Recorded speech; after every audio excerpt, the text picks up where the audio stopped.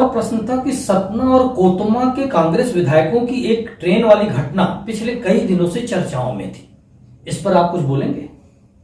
इसमें चुकांदर की टिकट थी तो विदिशा में उतरने का क्या मतलब था? कमलनाथ जी ने उनको क्लीन चिट देने में जल्दबाजी कर। मैं अभी साफ कह रहा हूँ कि मैंने 10 बार कहा सीएम से विधायक बनने के तुरंत बाद जी कि आईएएस भेजिए मेरे यहाँ कमिश्नर आईएएस सम्मेलन प्रदर्शन होता है तो ये स्टेशन लूटते और डब्बों में छेड़छाड़ करते ही जाते हैं सम्मेलनों में। नगर निगम का पहला इतिहास है राग वर्मा की बल्ले बल्ले जगत जो तालाब की मेड़ अगर ठोकरे से कहीं से दरकने पाई तो पूरा शहर डूबेगा बिना किसी नदी के पास। भरत नगर में भ्रष्टाचार के कारण भरूच नगर डूब रहा है क्योंकि प्लिंथ प्रवर्धन योजना का करोड़ों अरबों रुपए खर्च हो गया, 24 घंटे पानी 3 मंजिला बिना मोटर के मिलेगा ऐसा सपना दिखाया गया था। तो क्या इसे हम लोग भी लोकल जुमला मान लें? इसके बाद मैंने पता किया कि आखिर ये मेडिकल कॉलेज बिरला क्यों नहीं खोल पाया, तो उसमें यह जानकारी हुई कि आप ही के दल के एक नेता ने उसमें पार्टनरशिप चाहिए का जो मेडिकल कॉलेज है, क्या डॉक्टर BL यादव जी के नाम पे होने के पक्षधर हैं आप? अगर स्थानीय लोगों के नाम पे रखा जाना है। दोस्तों नमस्कार, मैं रमू सिंह। आज हमारे स्टूडियो में आए हुए हैं भारतीय जनता पार्टी के वरिष्ठ नेता, 3 बार के विधायक रह चुके शंकर लाल तिवारी जी। दीपावली की आपको ढेर सारी शुभकामनाएं। मेरी ओर से आपके पूरे स्टूडियो को, आपकी पूरी टीम को और साथ ही साथ आपके सभी दर्शकों को, देशवासियों को दीपावली की ढेर सारी शुभकामनाएं। आपने सीएम शिवराज सिंह चौहान को एक पत्र सौंपा है, इसे ज्ञापन कहें, मांग पत्र कहें या स्मरण पत्र कहें। आपने निर्माणाधीन मेडिकल कॉलेज में संयुक्त अस्पताल भवन बनाने का मुद्दा उठाया है। देखिए, मेडिकल कॉलेज के साथ ही हॉस्पिटल जुड़ा हुआ है। अब ये ठीक है कि पार्ट 1 पार्ट 2 हर योजनाओं में रहता है। अब जैसे अपने यहाँ जलावर्धन योजना आई, सरकार का नियम है कि जिस जिले को, जिस शहर को जलावर्धन देते हैं उससे अटैच्ड सीवर लाइन, क्योंकि पहले वो पानी का इंतजाम करता है। जब आपके पास वाटर प्रॉपर होगा तो सीवेज लाइन भी आपकी रनवे में होगी, काम कर पाए। और इसी तरह मेडिकल कॉलेज के साथ कंपलसरी है बेड का होना। चूंकि सतना जिला अस्पताल जब मैं विधायक बना तो मात्र 175 बेड का जिला अस्पताल था। मेरे दिमाग में था कि सतना को स्वास्थ्य सुविधाओं की दृष्टि से मेडिकल कॉलेज तक यदि शारदा माई कामदाना जी की कृपा और जनता का आशीर्वाद फलित हो तो मैं जीवन का अपने सौभाग्य मानूंगा। और नतीजतन मैंने प्रयास किया 2003 से 8 के भीतर, और उस प्रयास में मेरे को निराशा 2003 से 8 5 वर्ष। वो निराशा ये मिली कि मतलब पहली बार विधायक बना था 3 में, और पुराना कार्यकर्ता होने के नाते संपर्क संबंध सभी से थे। लेकिन उस समय उस पीरियड में 3 सीएम भी तो बदले गए। वो भी हुआ, पर इसके बावजूद मैंने जब केंद्र से मेडिकल कॉलेज की परमिशन जरूरी है, राज्य सरकार का अंश रहता है उसमें, तो केंद्र से उस समय मुझे चिट्ठी आई, बाबा आदमजाद के जमाने का कोई कानून था, नेहरू जी जब प्रधानमंत्री बने होंगे और जब ये मेडिकल कॉलेज, इंजीनियरिंग कॉलेज, ये सारे कॉलेजों की रचना हुई होगी। मैं नहीं कहता कि उनने कोई काम नहीं किया, उन्होंने काम किए, तब ये देश के अंदर है। पर जितना तेजी से उन कामों को आगे बढ़ना चाहिए। अब एक बार कानून उन्होंने बना दिया होगा कभी कि 80 किलोमीटर के अंदर यदि कोई शासकीय मेडिकल कॉलेज है तो शासक मेडिकल कॉलेज नहीं खोलेगा। अब उस समय की परिस्थितियां, आबादी कितनी कम थी, छात्र संख्या मिल जाए, इस दृष्टि से मुझे लगता है कि सोचा गया होगा कि यहाँ से और 80 किलोमीटर, मैंने पत्र जब बनवा के भेजे, राज्य सरकार से भी भिजवाए, तो वहाँ से उत्तर आया कि 80 किलोमीटर के बीच में यही मेडिकल कॉलेज खोल नहीं सकता। रीवा में मेरे मेडिकल कॉलेज, तो मैं जब जन्म नहीं लिया तो उसी से वो खुल गया था, और इस नाते में निराश हो गया। ठीक है, अब हर चीज़ अपने मन की नहीं होती, पर इस बीच में माननीय शिवराज सिंह जी प्रदेश के अंदर उद्योगों को बढ़ावा देने के लिए और रोजगार क्रिएट करने के लिए उन्होंने इन्वेस्टर मीट रखी, और वो इन्वेस्टर्स मीट में मैं आपको भी याद दिलाऊंगा 60,000 करोड़ के एमयू साइन हुए थे अगले विंध्य प्रदेश के, जिसमें इलेक्ट्रिक कंपनियों के थे कि बिजली बनाने वाली कंपनियां सिंगरौली में, मोस्टली सिंगरौली में काफ़ी थे। अपने सतना में सीमेंट प्लांट थे 2-3 उस एमयू के अंतर्गत।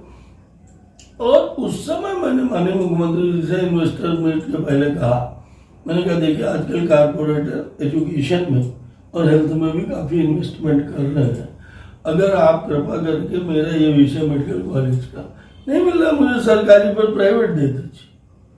कोई कारपोरेटर आके मेरा आँख खोले, मेरा मार्केट बिके, क्योंकि मेरा मतलब मरीज तो था, स्वास्थ्य सुविधाएं तो थी, पर ये स्वास्थ्य सुविधाओं के साथ साथ यदि मेरे यहाँ प्रोफेसर आते हैं, मेरे यहाँ मेडिकल कॉलेज रहता है, नामी डॉक्टर्स रहते हैं, तो मैं मार्केट चाहता था पन्ना छतरपुर तक का, इधर मैं चाहता था करवी बांधा मानिकपुर तक का, कि यहाँ के मरीज मेरे को यहाँ आए, और उससे मेरा अकेले स्वास्थ्य सुविधा तो मेन बात थी।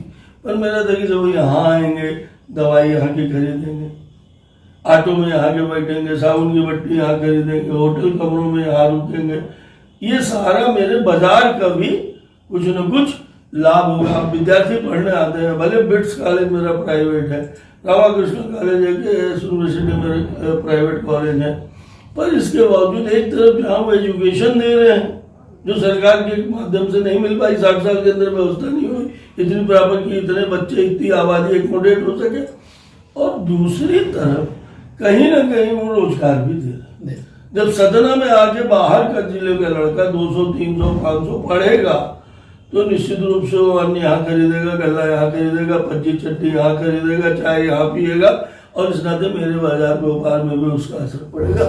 मैं टाउन प्लेस से विधायक था, उस समय एमयू साइन हो गया, लिस्ट में डाल दिया गया, और जब इंदौर में मीटिंग हुई तो मजे की बात की प्राइवेट मेडिकल बिरला सीमेंट के माध्यम से जो बिरला हॉस्पिटल है, इसी ने एमयू साइन किया।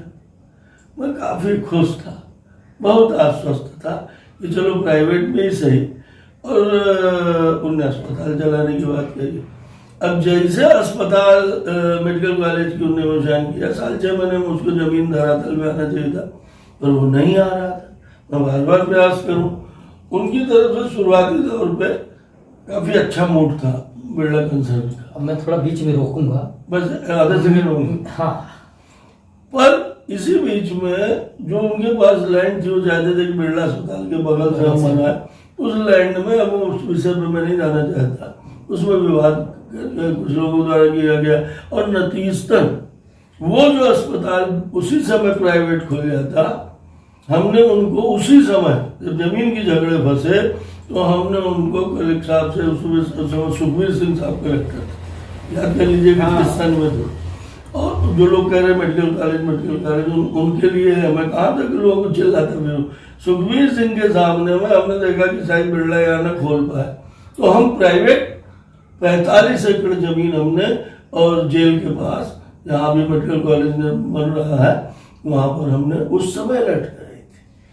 मैं ये टोकना चाह रहा था कि मैं एक बार बिरला हॉस्पिटल गया, वहां प्रशासनिक रूम में, उनके चेंबर में एक पत्थर रखा हुआ था इसी मेडिकल कॉलेज के शिलान्यास का, और उसमें शिवराज सिंह चौहान जी का नाम था कि वो आ रहे हैं शिलान्यास करने। उस पत्थर की मैंने फोटो खींची, अब मैं देखूंगा कि मेरे पास है कि नहीं है। इसके बाद मैंने पता किया कि आखिर ये मेडिकल कॉलेज बिरला क्यों नहीं खोल पाया, तो उसमें ये जानकारी हुई कि आप ही के दल के एक नेता ने उसमें पार्टनरशिप चाहिए थी, ये प्रस्ताव रखा। मैंने कहा कि वो विषय कभी पुराना हो गया, अब कोई मौजूद भी नहीं रहेगा उस जगह। मेडिकल कॉलेज मोदी जी ने, स्वराज जी ने हमें सतना को सरकारी दे दिया, लेकिन प्राइवेट इसलिए नहीं खुला, और मैं आपको बता रहा हूं उसमें कोई पार्टनरशिप चाह रहा था। बहुत इंटेलिजेंट, और सतना से उनको बड़ा प्रेम है, उनकी बातों से मेरे को हमेशा लगा।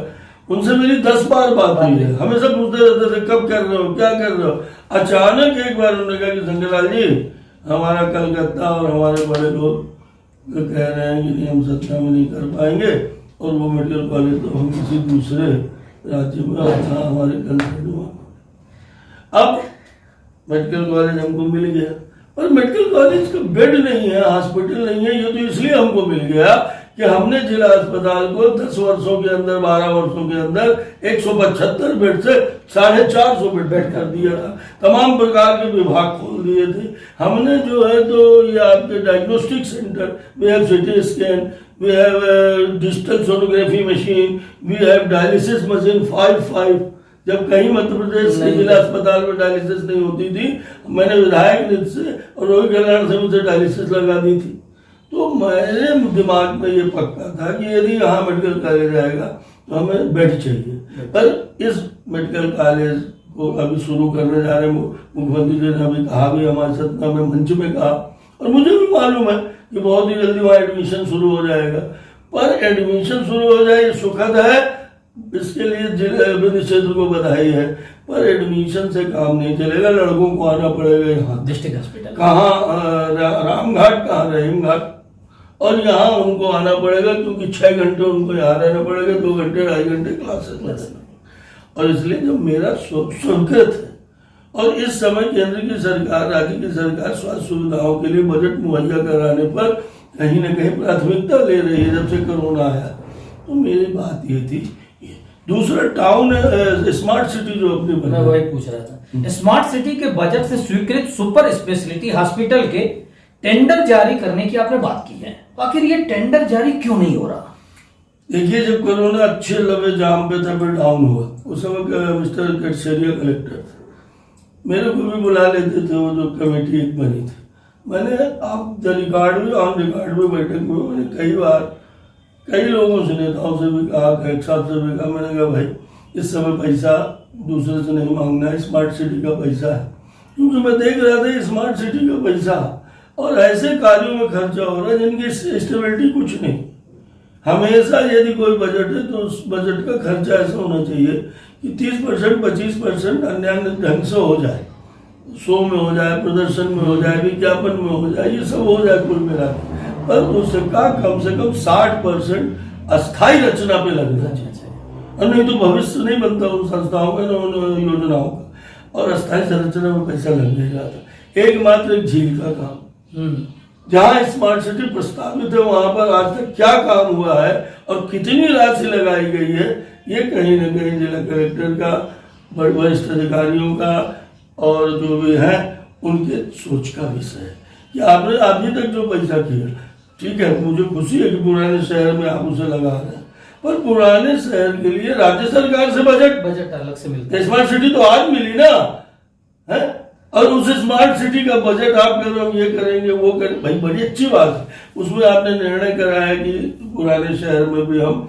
जन सुविधाएं बढ़ाएंगे, ठीक है, आप बढ़ाइए, पर अस्थायी संरचना वहां बनाइए। मैंने अभी कहा है, फिर कह रहा हूं कि बाकी के काम जो है वो होंगे, पर सुपर स्पेशलिटी हॉस्पिटल अगर आप बना दोगे तो इससे हमारा बड़ा लाभ पूरे विंध्य क्षेत्र को होगा।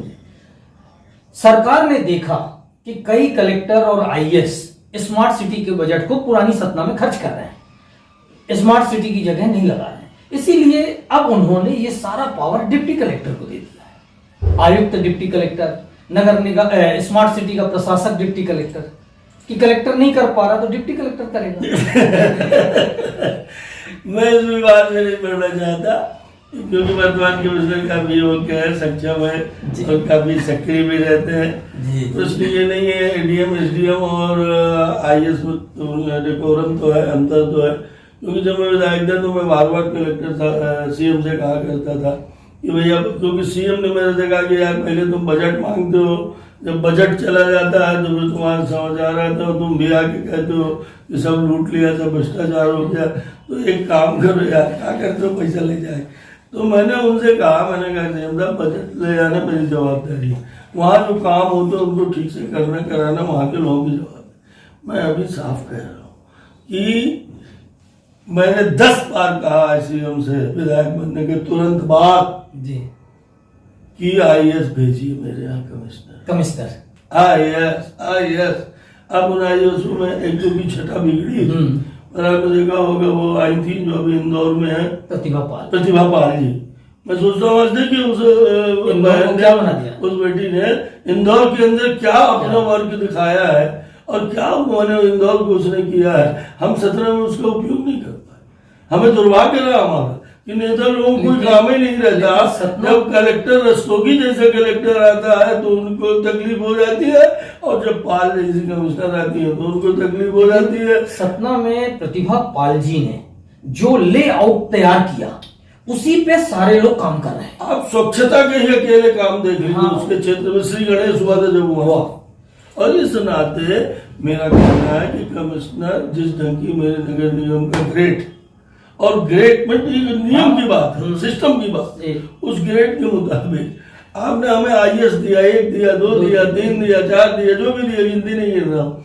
तो आईएएस की जगह पर परिपाटी बन गई है तो मुझे अच्छा है, पर मेरे ये भी सीनियर है और कभी भी ये भी आईएएस की उसमें मैंने प्रमोट हो सकते हैं, क्योंकि बहुत अच्छे वर्कर हैं।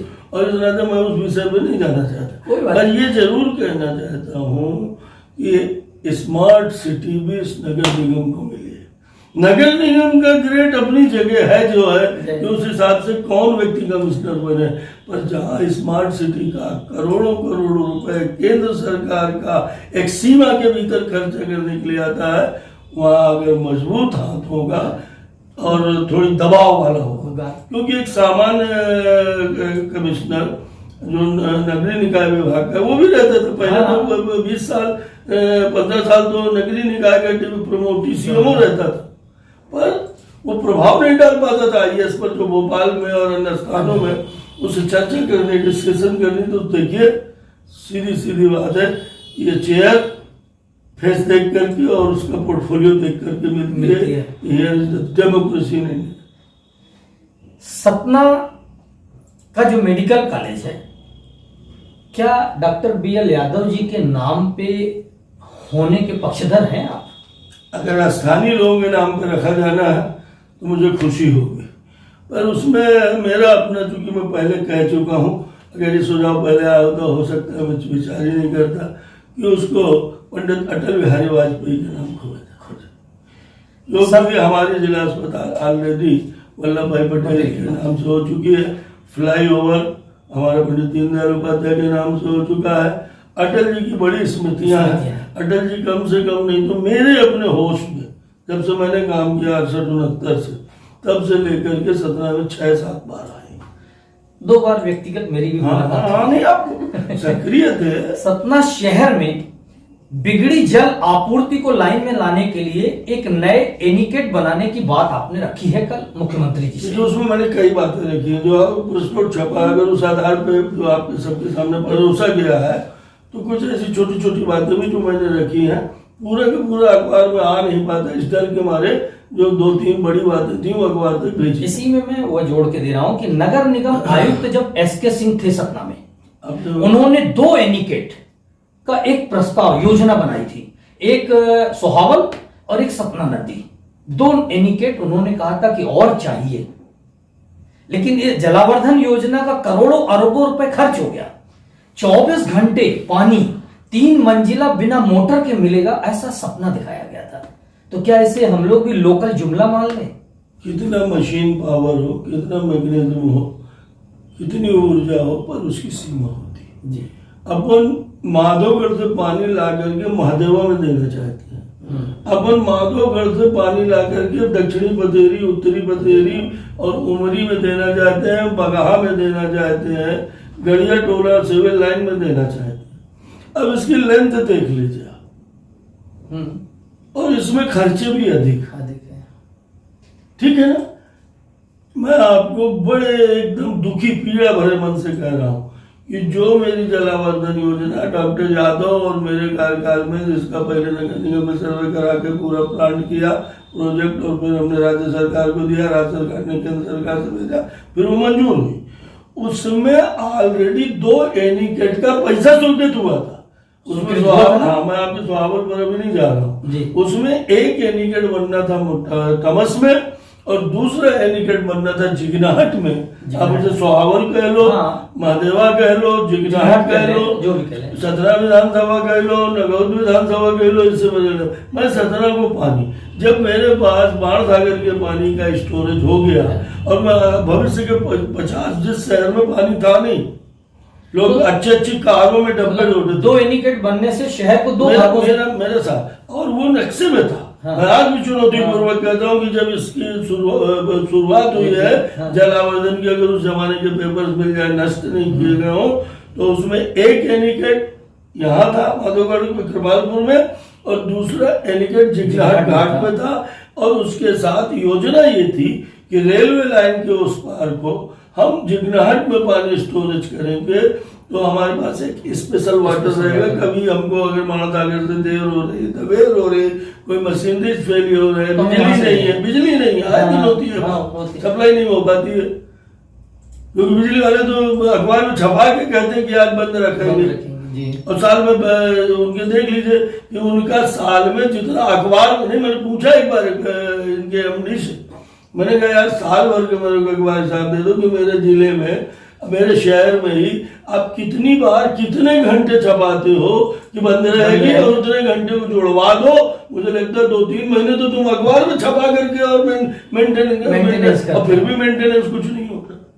तो मैं इसमें ये कह रहा था, जो मेरे आपकी बात हो रही थी कि अभी चुनाव के समय भी नगर निगम के और धवारी में ये मांग उठी थी, और मैंने भी भाषण में कहा था, माननीय महापौर जी ने भी ये कहा है, और वो इसके प्रति चिंतित भी होंगे, मुझे पूरा विश्वास है।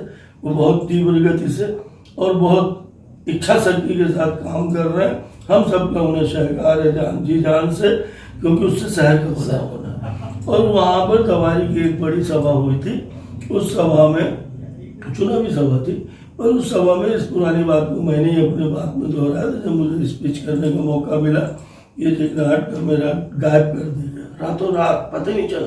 मैंने कमिश्नर को फोन किया, मैंने कहा पैसा कहाँ गया? उन्होंने कहा साहब वो तो पैसा वहीं के लिए नहीं पूरा हो रहा, हम इसको कहाँ से बना देंगे, इसलिए हमने तय किया कि हम उसी को बनाएंगे। हम कुछ बोल नहीं पाए, ये थोड़ी सा मान लीजिए मेरी गलती मानी, अपराधी मैं ही सही, पर मेरा वो पहले से मंजूर था।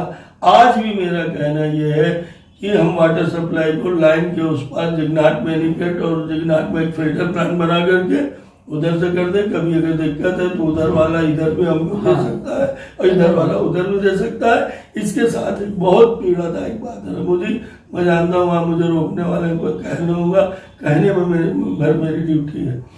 एक मैंने फिल्टर प्लांट पास हुआ है, सीएम की उपस्थित में पास हुआ है। आपके जो सरकारी होटल पर्यटन वाला बना, मैं नाम भूल जाता हूँ, पहले उसका नाम क्या था ये बता? पहले उसको क्या कहते थे? पहले कुछ और कहते थे, भरौत के पहले जो शुरू बना था, तो वो जो होटल था वहीं एक बैठक हुई थी नगर विकास के जैसे सीएम ने ली थी, मैं भी था।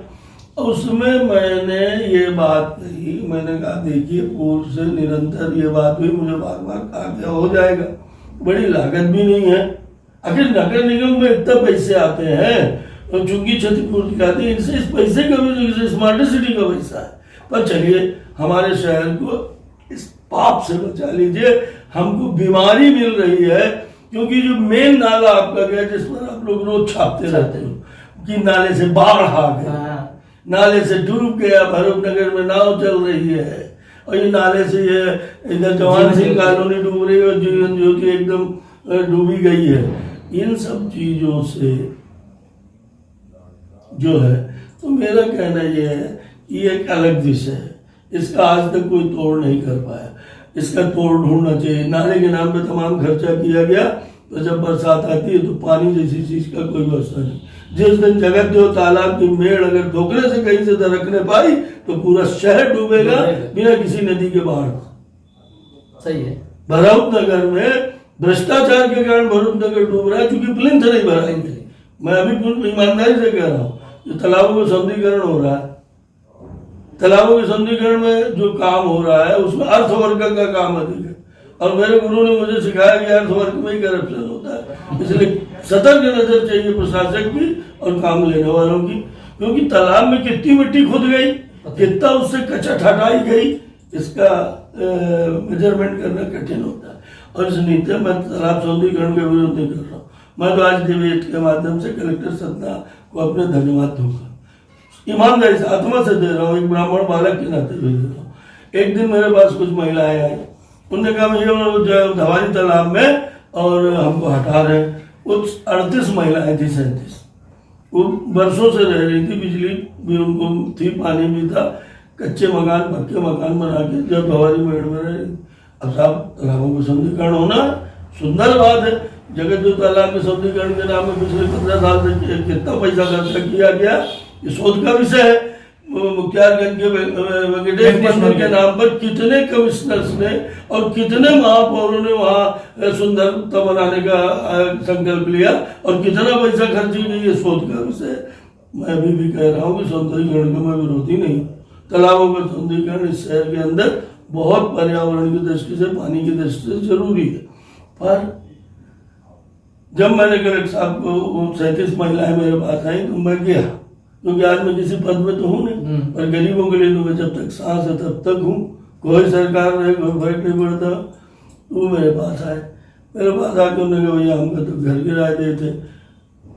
मैंने कहा कल कलेक्टर से मिलेंगे तुम्हारे लिए। मुझे रोगी कल्याण समिति के कर्मचारियों का जो सही में अस्पताल में मेहनत करते हैं उनका वेतन बढ़ाने के लिए उनकी बैठक हुई थी, मैं उसमें था, मुझे बुलाया था उन्होंने। और दूसरा ये दवाजी वाली महिला है, मैं दूसरे दिन कलेक्टर से मिला, मैं साधुवाद देता हूँ, उसमें कोताही नहीं करना चाहिए। देखिए अब रोज कलेक्टर एसपी के खिलाफ लिखते हैं, पर मैं इसके लिए इन कलेक्टर साहब की सदस्यता बता रहा हूँ। मैं इनसे मिला, मेरी कोई मुलाकात इनसे पहले नहीं थी। बीइंग ए यंग मैन, मैंने उनको फोन किया, मैंने कहा कि सर मुझे आपसे मिलना है। इन्होंने कहा आ जाइए। मैं गया, मैंने उन महिलाओं का भीड़ नहीं आओगी, 5-7 तुम आ जाओ, तुम्हारे सामने बात करें। मैं कलेक्टर साहब से मिला, कलेक्टर साहब से मैंने रिक्वेस्ट करी और उस रिक्वेस्ट के बाद पहली बार सत्यमेव मुझे आप तक भी खबर नहीं आई, आपके लिए अलग खबर है, आप जाके इसको देख लीजिए वहाँ जहाँ तेगी मकान में।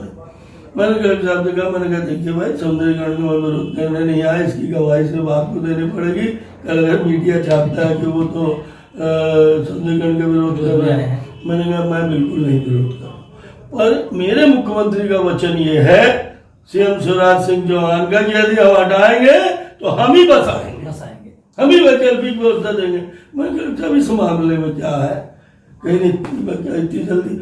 मैंने कहा फिर क्या जल्दी है, अगर इतनी जल्दी भारी बरसात में आप हटा रहे हो, हम कह रहे हैं हटा दो। हाँ। अगर हमारे तो चलिए हम खड़े होकर हटवाएंगे, पर मुख्यमंत्री का दूसरा वचन, ये तो आपका वचन है कि आपको सौंदर्यीकरण करना है, पर उसके वचन को लेते हुए आपको आगे बढ़ना पड़ेगा। और इसलिए उनको मैं कहा, उन्होंने कहा कहाँ से देंगे इतनी जल्दी, तो मैंने कहा सर दे सकते हैं, मैं डीएम से बात कर। और फिर मैंने उनको उथैली में जो आवास खाली पड़े थे सालों से, और नगर निगम बहाने बनाती रही प्रशासकों के टाइम पे कि वहां कोई लेने को तैयार नहीं, वहां पर उन्होंने 37 उन गरीबों को मकान ही नहीं दिया। शायद सतना नगर निगम का पहला इतिहास है। मैं अनुराग वर्मा की बल्ले बल्ले लेता हूँ, बलैया लेता हूँ। नगर निगम के ट्रैक्टर से उनका पूरा सामान वहां तक ढुकवाया गया, उनको शिफ्ट कराया गया। ये कलेक्टर की अनुग्रह है। और उन्होंने रोगी कल्याण समिति के कर्मचारी को, तो बहुत कुछ अच्छा भी हो रहा है। पर जहाँ अच्छा नहीं हो रहा है वहां पर अपन इशारा करना मेरा दायित्व है, और जहां तेजी से अच्छा करना चाहिए। मैं छोटा उदाहरण आपको बता रहा हूँ, आपके विषय में नहीं जी। मैं 18 से विधायक से मेरी छुट्टी हुई। 18 के वर्ष में आप रिकॉर्ड कलेक्टर साहब देख लें, सीएमएचओ बता ले, पंचनगर सीएमएचओ से फोन लगा के जिला अस्पताल में लोड कम हो, इसलिए हमने दवारी में डिस्पेंसरी बनवाई। पर 2 डिस्पेंसरी हमको नहीं दी शिवराज सिंह जी। एक दी हमको टिकुरिया टोला के लिए, एक दी हमको नई बस्ती के लिए जहाँ कुछ नहीं था। एक इंजेक्शन भी लगवाना है तो जिला अस्पताल में आगे खड़ो, जितने का इंजेक्शन है उससे ज्यादा ऑटो वाले को दे दे, गरीब आदमी लेबर स्लम एरिया है वो। मैंने अपने अंदर प्रयास किया, मुझे 2 मिल गया। टिकुरिया टोला वाली किराए में चलने लगी, गुप्ता समाज का धर्मशाला था उसमें चलाई। और इधर हनुमान नगर नई बस्ती में हमने चला दिया। हाँ कार्ड से बेटा इसमें चला दिया। उसका पैसा रखा है भाई, इसलिए मैं कह रहा हूँ कि इनसे पूछिए, उसका पैसा 18 से लेके अभी तक इनके पास है। मुख्यमंत्री की घोषणा में है, पर ये डिस्पेंसरी आज तक नहीं बनी। सिर्फ कलेक्टर को जमीन बतानी है, नई बस्ती की नहीं बनी। नई बस्ती की बनी, वो मंगल भवन में चल रहा है जो मैंने 18 करोड़ का बनाया था, उसी में स्कूल चल रही है, उसी में अस्पताल चल रहा है, जबकि वहाँ डॉक्टर रहती हैं, नर्सें रहती हैं, दवाई मिलती है। एक पार्टी संगठन का प्रश्न है। मेरी मांग है कि वो डिस्पेंसरी बनाई जाए तुरंत। हाँ ठीक है ना, हम आपकी बात से सहमत हैं कि आपके कार्यकाल में अगर 2 ये विकास कार्य हुए हैं, स्वीकृत हुए हैं, तो वो बनना चाहिए। लेकिन एक पार्टी संगठन का प्रश्न आपसे कर रहा हूं। ऐसी चर्चा है कि पार्टी जिला संगठन में परिवर्तन होने जा रहा है। क्या लगता है? मेरे को इसकी बहुत जानकारी, अखबारों में जरूर पढ़ता रहता हूँ, और ये संगठन का मामला है, और इसलिए हम सब कार्यकर्ता के रूप में चाहे किसी पद होता हो, पर हमारा सिस्टम है, और सिस्टम में संगठन के पदाधिकारी हैं, अध्यक्ष जी हैं, संगठन मंत्री जी हैं, अन्य लोग भी हैं, और वो सबसे विचार विमर्श करके कुछ करते हैं। यदि सिस्टम में होगा तो बदला जाए। एक और प्रश्न था कि सतना और कोतमा के कांग्रेस विधायकों की एक ट्रेन वाली घटना पिछले कई दिनों से चर्चाओं में थी। इस पर आप कुछ बोलेंगे? इस पर चूंकि मामला जांच में है और मामला न्यायालय जाने की स्थिति में है, जो मेरे को अखबारों से, मीडिया से पता चला है, इसलिए अब बहुत कुछ बोलने लायक उसमें बचा नहीं है। पर मैं इतने कहूँगा कि कमलनाथ जी ने इनको क्लीन चिट देने में जल्दबाजी कर। हर आदमी अपने आदमी को डिफेंड करता है, ये कॉमन फैक्ट है। उनके पार्टी के वो सदस्य थे, उनको डिफेंड करना चाहिए। सच्चाई क्या है ये तो जो वहाँ थे वही जानेंगे, पर कुछ बातें ऐसी थी कि कांग्रेस को कम से कम, ये तो पहले दिन से जैसे ये समाचार आता है तो कांग्रेस के प्रवक्ता उनको डिफेंड करने लगे। ये अच्छी बात नहीं। इसमें कमलनाथ जी ने कहा हम जांच करवाएंगे, जांच की रिपोर्ट कहीं आई नहीं, पटल में न प्रेस में, और गोविंद सिंह जी ने प्रेस कॉन्फ्रेंस लेके कह दिया कि भैया अब तो मेरे को जांच रिपोर्ट मिलेगी। मैंने उसमें भी फ्रॉडबाजी, प्रेस कॉन्फ्रेंस में भी। ये स्तर जो कांग्रेस का है, और इस तरह के मामलों में जो कांग्रेस को कटघरे में खड़ा करती है, जो कांग्रेस के अन्य नेताओं कार्यकर्ताओं के लिए भी एक समस्या बनती है। सब ऐसे ही जो कांग्रेस देश में बदनाम थी जब हम जवान थे, तब कि अगर इनका कोई सम्मेलन प्रदर्शन होता है तो ये स्टेशन लूटते और डब्बों में छेड़छाड़ करते ही जाते हैं सम्मेलनों में।